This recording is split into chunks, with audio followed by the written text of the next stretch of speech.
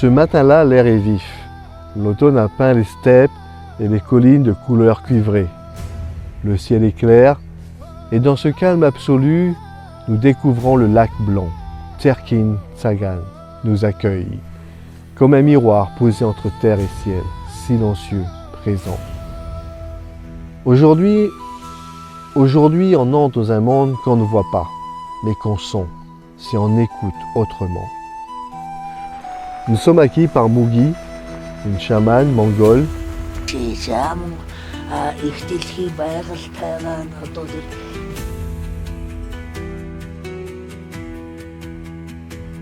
Accompagnée de ses 4 apprentis.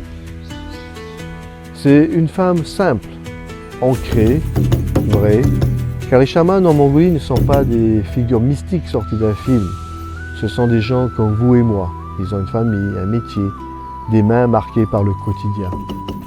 Mais ils ont aussi un don, celui de sentir ce que nous ne percevons plus. Les esprits de la nature, les voix des ancêtres, l'intelligence de l'invisible.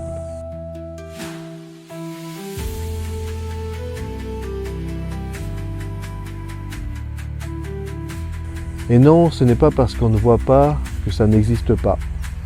La gravité est invisible, le vent est invisible, les ondes Wi-Fi aussi. Et pourtant, tout ça agit. Le chamanisme, c'est pareil.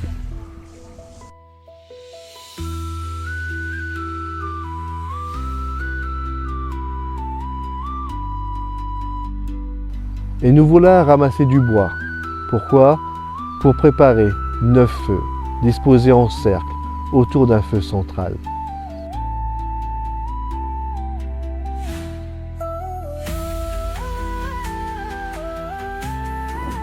Certains s'initient au tambour, d'autres s'assoient pour méditer.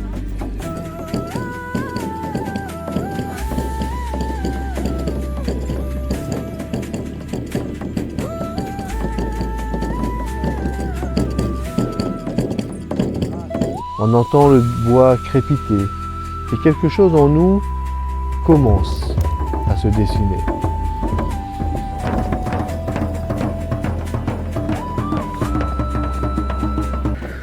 Le tambour résonne doucement, puis de plus en plus fort, et tu sens ton corps vibrer. Le tambour chamanique n'est pas un décor sonore, c'est une clé d'entrée dans un autre état de conscience. Ce rythme met ton cerveau en onde θ, celle du rêve, de la méditation profonde, de la mémoire émotionnelle. Le tambour contourne le mental, il ouvre un espace. Et soudain, on sent ce qu'on ne pensait plus sentir. La science le confirme, des neuroscientifiques, IRM à l'appui, ont montré que la transe modifie profondément l'activité cérébrale. Ce n'est pas du folklore, c'est un état mesurable, reproductible et puissant. Ce qu'on a vécu ce jour-là, un feu qui danse, un tambour qui bat, une présence qui s'installe, on a senti une force plus grande, plus ancienne et profondément bienveillante.